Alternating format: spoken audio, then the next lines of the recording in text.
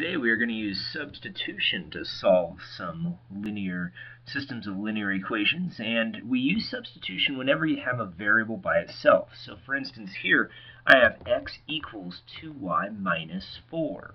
So I'm going to take this expression, which x is, and I'm going to put it in place of the x in the equation below. So what I'm going to end up with is a new equation. And notice it's going to be exactly the same, but in place of x I'm putting the expression that x is, 2y minus 4. That's what x is. And then everything else is brought down, the positive 2 or positive 8y and the equal sign and the 16. So from this point, all you have to do is collect like terms. So you get the 2y, the positive 8y, which make 10y. And notice I'm not doing opposite operations here. I'm just collecting because they're on the same side of this equal sign. Bring down that minus 4, bring down the equal 16, and I'm ready to solve. And so I just do some opposite operations here. I'm adding 4 to both sides. And so that leaves me with this 10y equals 20. And so from that point I can divide by 2, or divide by 10, and get 2, though, as my answer. And so from this point, I can solve for the other component of this ordered pair by just substituting this 2 in place of the y. Typically, you pick the one that x is solved for in this case. So x equals 2 times by 2 minus, oops, there's the answer, at least for 2 times by 2, so let's fix that part. 2 times by 2, and then minus the 4. And so that makes 4 minus 4, which ends up with 0. So 0 is what x is. So 0, comma 2. That is the point where the two lines end up crossing. So again, substitution is the method you use whenever you have a variable by itself. Again, we've got x by itself. So let's take that expression that x is, the 4y plus 11. Let's put it in for x. So let's rewrite our top equation, 4y minus 5.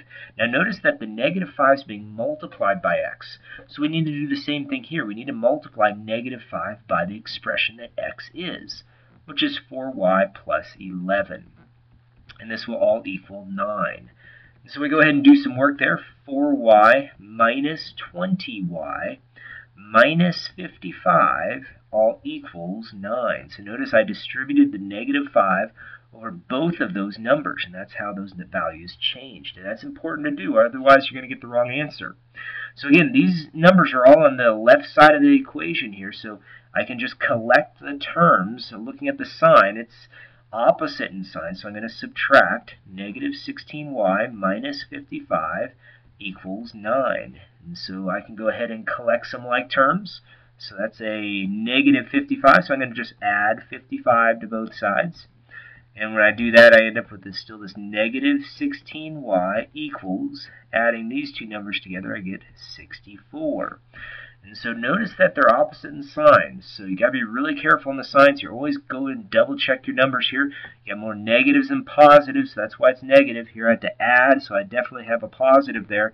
So when I do the division, I know I'm going to end up with a negative. So y ends up equaling negative 4 as the number. So we still have to substitute. Take that negative 4 and put it back in place of this y right here. And so we've got x equals 4 times by negative 4 plus 11. So that makes x equals negative 16 plus 11. So they're opposite in sign. So I subtract. I end up with negative 5. So negative 5, negative 4 is the point where the two lines end up crossing. Looking at the next one, this time we have y by itself. And so whichever variable, if you have 1 by itself, use this substitution method. It's a little faster. So 3x plus 2, but in place of the y, you're going to write down the 2x plus 8. Again, notice that I have to double y. That's what it says here. 2y means double y. Well, y equals 2x plus 8, so I need to double that 2x plus 8. That's why I had to put the parentheses around that expression. So now I got 3x plus, and then to double both of these numbers here, 4x plus 16, and this all equals 9. So I do some more work there. Again, notice that they're on the same side of the equal sign, so I'm just collecting those two terms. 7x plus 16 all equals 9. So I go ahead and do some opposite operations. So this is a plus 16 here, so I'm going to subtract 16 from both sides. leave me with this 7x equals, now I got to subtract those two numbers, and looks like that's going to give me a negative 7. And so, and I do that division of 7, I end up with a negative 1. Again, be real careful. Make sure your signs are right here. Notice that this is more negatives than positives. That's why I ended up with the negative sign. I have a positive here, so yes, that makes sense. It's a negative number. Take that negative 1, which is what x is, and put it back in for x in this equation above. And so I've got y equals 2 times by negative 1 plus 8. So that makes a negative 2 plus 8, which makes 6. That subtracts their opposite in sign. So negative 1 comma 6, that's where the two lines end up crossing. Let's take a look at a couple word problems here. So these are word problems that I'd use substitution for. So one internet provider charges $50 setup fee. So setup fee means just a one-time charge. And so it's going to be just a $50. And that's going to be my constant. So I'm going to add that to something else, probably a variable amount. And $30 per month. See where it says per right here? This tells us that we are typically going to have our variable right there. And the reason I know it's going to be a variable because they're going to say in how many months. Per month, $30 per month, we don't know how many months. So that's where our variable goes. So we'll use M for the number of months there. So M for months. So that's why $30 times by the number of months plus $50 gives us our cost.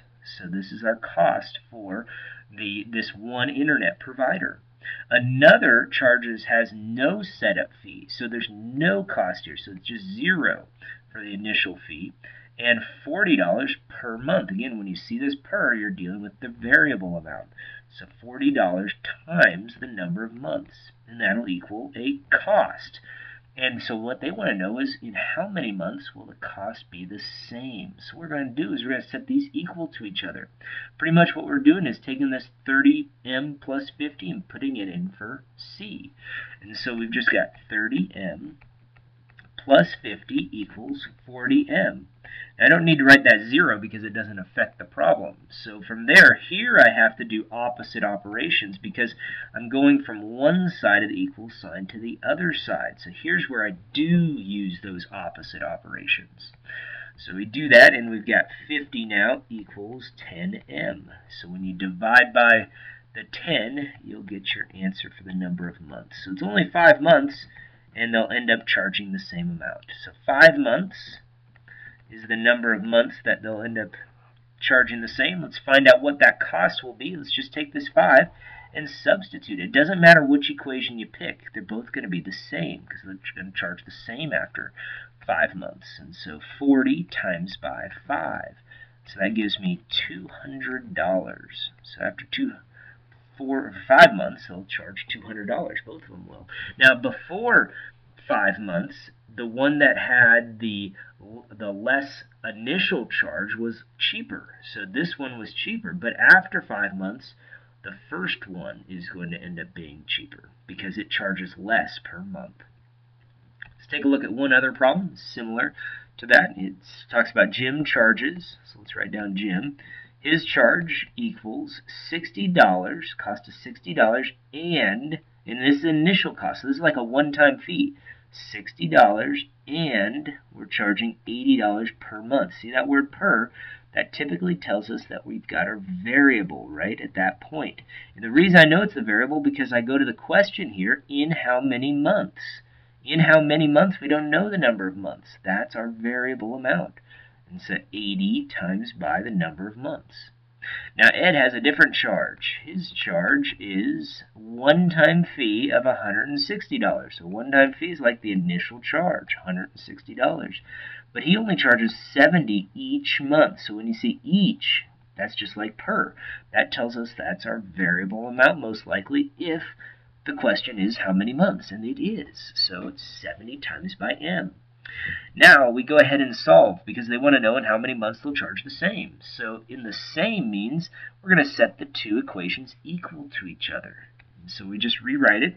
Just basically take this 80m plus 60 and let's put it in for Ed's equation. And so we have 80m plus 60 equals 70m plus 160. And so from that point, all you're going to do is just some opposite operations. So maybe subtract this 70m. Notice that I'm doing opposite operations because I'm going from one side of the equal sign to the other side. So I'm subtracting that 70m. I'm going to subtract this 60 from both sides. And so here's what I get. I now have 10m equals, and I have 100. And so from that point, all I have to do is divide by 10. And so when I do that division of 10, I end up with m equals 10. So there it is, 10 months. That's how many months it's going to be until they charge the same. So now we want to find out what that charge will be. So all you have to do is take that 10 and substitute it into one of these equations. I guess we'll put it into that top one, into Jim's equation. 80 times by 10 plus 60. Well, 80 times by 10 gives me 800, plus 60 gives me $860. So after those 10 months, they're both going to charge $860. So Jim is cheaper to begin with.